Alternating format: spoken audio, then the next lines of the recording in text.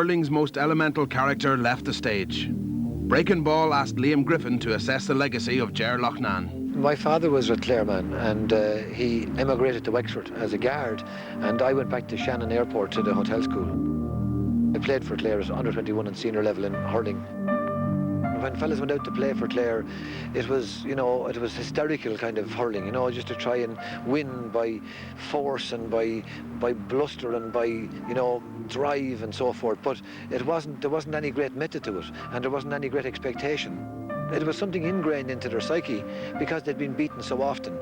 Hurling men make you feel inferior when they beat you, you know. You're beaten, you're not good enough. But the reasons that they weren't good enough, they never analysed in a cold and analytical way. Ger Loughnane, Clare's bravest performer on the day. And especially when you're a passionate hurling man, I'd say, like Ger Loughnane, being beaten really hurts. If you don't feel like getting under the bed when you come home at night time, you haven't really hurt. And, you know, I'd say he's the kind of fella that was in the throes of depression, and he didn't want to see his Clare hammered into the ground, into submission. And I believe that affected him subconsciously. In the past, Clare searched in the drawer for physical, tough men, and they didn't look in the right drawer. But when they got Ger Loughnane, they got the right drawer. A lot of people in GAA like tough bodies. Tough minds are much more important than tough bodies. And Ger Loughnane had a tough mind, and he brought that tough mind with him to Clare, and he made tough men around him.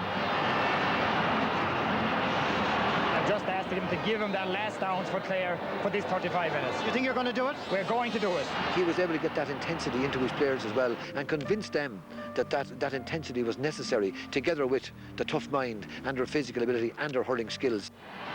In Euro 2000, we see rich men play football for reward, for sure. But what we saw was human bodies and human souls screaming out to win a game.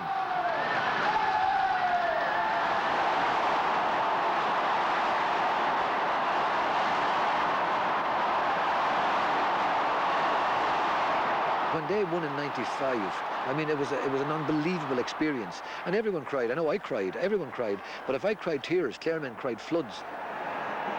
And finally, the man who would die and has died for Clare hurling, and so that this day his obsession might become a reality. A man who gave every last drop of sweat and blood he had, the great Ger Loughnane. He brought fitness to a new level. They were a remarkably physically fit team when they hit the field, and that gave them an awesome presence for other teams, and it meant they could grind teams into the ground.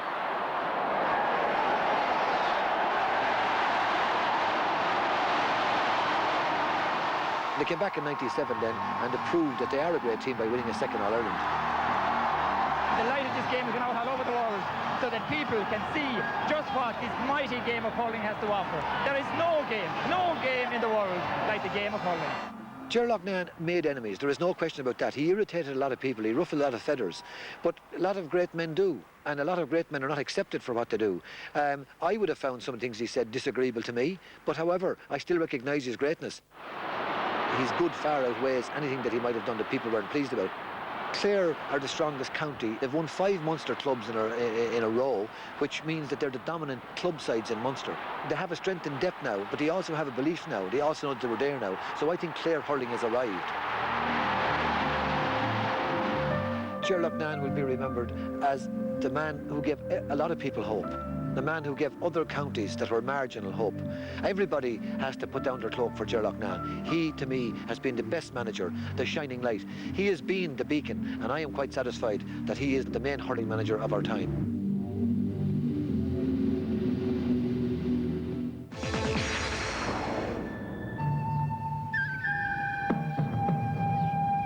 On Tipperary's lush plains, hurlers head the food chain.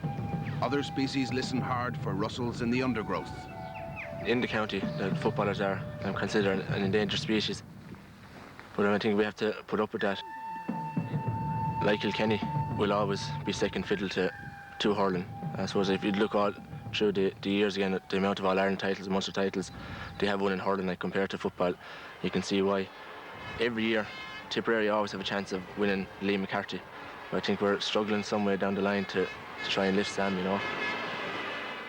I think Tipperary man with 1 medal in the 1 year, I think whether it be football or hurling over the last 7 or 8 years would be a great prospect for Tipperary man, whether he's holding a hurley or kicking a football.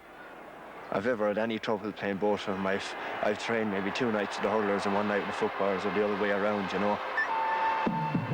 The only thing that separated me from the football this year has been the injury I picked up last March, where I was out of football for a year. I'd love to be able to go out on Sunday and play with the lads, but due to the lack of preparation I've had, it's cost me, in fairness. People would say that they're going out just to get bet, but that's not the attitude of 30 fellas playing football for Tipperary. Their attitude is that they're there to try to make a difference and make a change and prove everybody outside the 4 walls of the dressing room wrong. I suppose 98 was a very memorable year for me. It was great just to play in front of big crowds, the whole lot. And I think with the success of the footballers was especially satisfying for me to get to the Munster final and really run Kerry close, even 4 points in the end, you know, and then to cap it all off in December winning the All-Star. Because this player is Tipperary's first ever football All-Star. And a special round of applause, I think, for Declan Brown.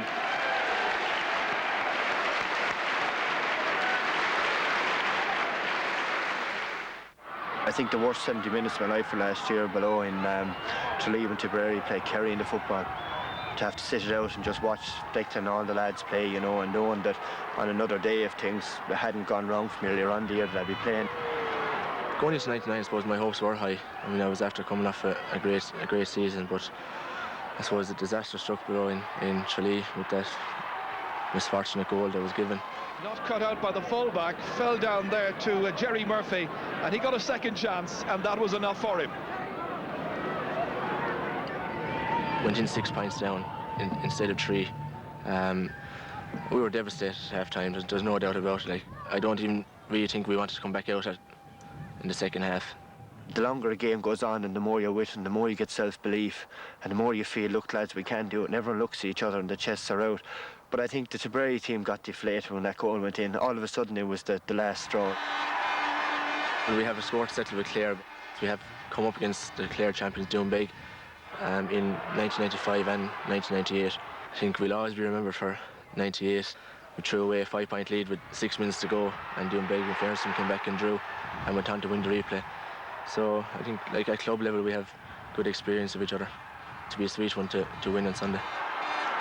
If Tipperary can win on Sunday and get to a Munster football final, well, the hype will be built up the same way as it is for the hurling. There's no doubt about that, because people want to see success in the county, whether it be football or hurling. To see what the supporters think of the hurlers, they go out in their thousands to support them, like, and we're the exact same. We're no different, like, especially that the hurlers are in the final. It's a motivation for us to get there as well. Eventually, if you do keep banging against that wall, eventually it's going to knock, and those guys that are playing next Sunday have the chance now to bang against it, and please God, they will be able to go one step closer to changing a few people's mentality around the county. He just wasn't shown it. 4, 3, 4. Do it, Jack. Do it, Jack. Do it, Jack. The ball last weekend, Galway's designs on an All-Ireland title took a serious blow. Ja Fallon's cruciate ligament gave way in a club match and finished his season.